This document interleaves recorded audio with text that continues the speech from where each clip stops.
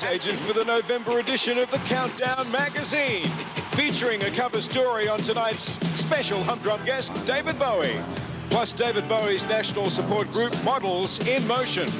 And Neil Finn talks about the new Split Enz album. As Gold rushes up the chart, Spandau Ballet Steve Norman reveals the style revolution. Also in the Countdown magazine, all young parlays and China crisis cry out. And there's the latest on active fashion trends. Be a big hit and get fit.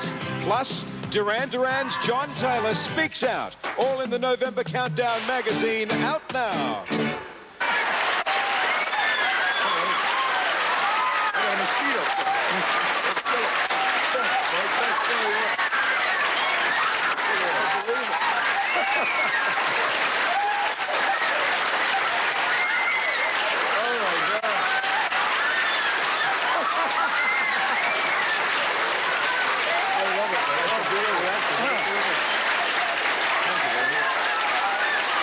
The Langens in London, and I get you in here now. I'm doing all of this, too.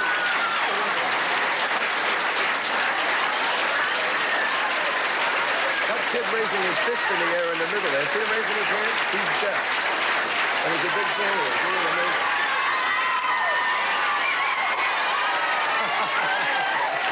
Oh, this is ridiculous. Oh, it's wonderful. Well, I'll tell you. Thank you. You don't, okay, hang on, because I got to talk to him, and you can't, if I do it. I know you're excited, and so am I.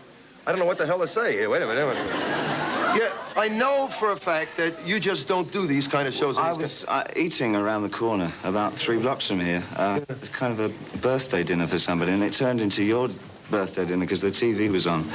We've been watching, the band and I, when we come into Australia, we're watching your show over the last 5 years or whatever, since we first started coming. And I understood this was the last show you're going to do. Yes, it is. Somebody made a great mistake. It's a dreadful... Well, thank you very much. That's a hell of a compliment coming from you. Let's go with it.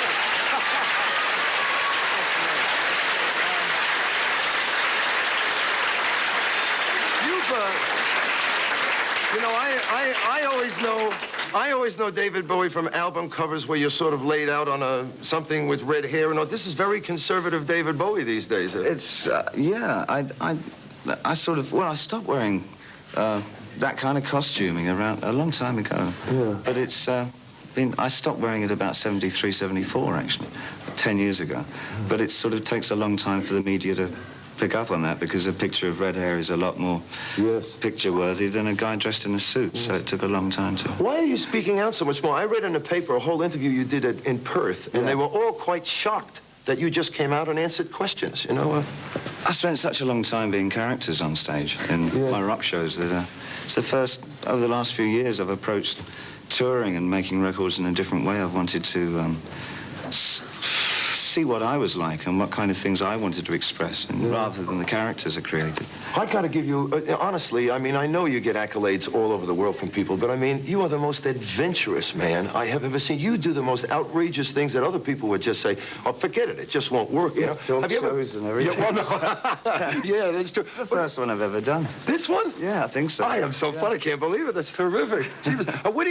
You're gonna be doing concerts here? Yeah, well, in Melbourne tomorrow night at the VFL, I think it's called. The VFL Park? Yeah. Oh, yeah, well, you can fit a few hundred people in there. Yeah, that's not... Yeah, Writing's family and everything. My God, you should and get... then Brisbane and Sydney. What's the biggest venue you've ever worked? Can you remember? 300,000, I think, in the US Festival in California. At one place, 300,000? Yeah, one night. Oh, my God. What's that like walking out to 300? They can't all hear you, can they? It was just like playing to a sea. Yeah. They were sort of lit, and because the sound took such a long time to get to the back, so it would ripple through. You'd see people clapping like that there. They'd be clapping half a beat out, a few rows. Sort of thing like that, all the way to the back.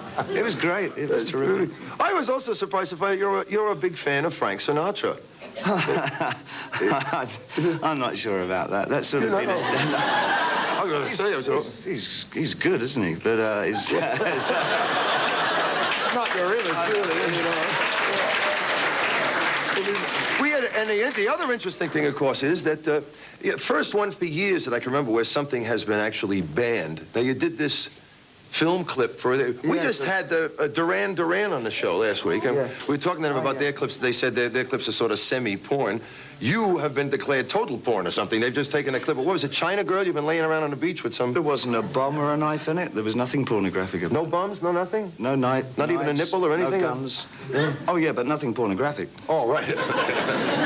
Well, why did they ban the thing? I mean, they saw worse than that in what was that movie where they rolled around in the water? From Here to Eternity, many years ago or something. But they... I don't know. I wasn't over here at the time. Where did you make the clip? Sydney, in February, March this year. And I made two. I made a couple. I made one in the Outback. As far as Outback as you can get in one day, anyway, about 2 or 3 hours into the Outback. For Let's Dance. You just went out there to do filming, or did you go out there for another look around or something? No, I went out there specifically to do filming. I saw a lot of it when I was here on the tour in 1978. I took a Range Rover out, and I like the country so much. Wow. It's a terrific night. I really like it here. I only have one regret, mate. What's that?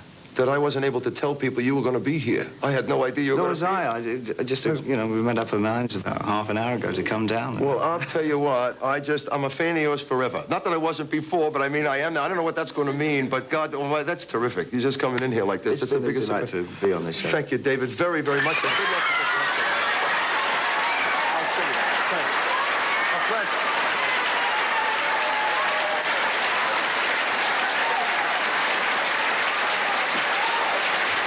Go work it out.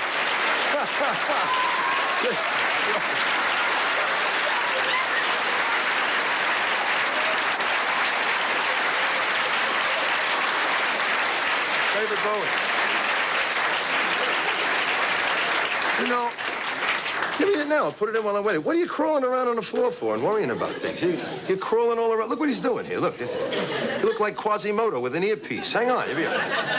Isn't it funny? You talk to him, and it's like talking to royalty or something. I mean, do you think, he's got more than Prince Charles has got. You know, Prince Charles will sit and talk to you with the ears. He sits, got the nice blonde hair, the double-breasted suit. He belongs in the palace. I'm not going to take that any further than where I'm just at now. I think I'll leave it alone. Anyway, David Bowie, obviously Paul Dainty did that. That's a Christmas present or something from Paul Dainty, or birthday present from Paul Dainty.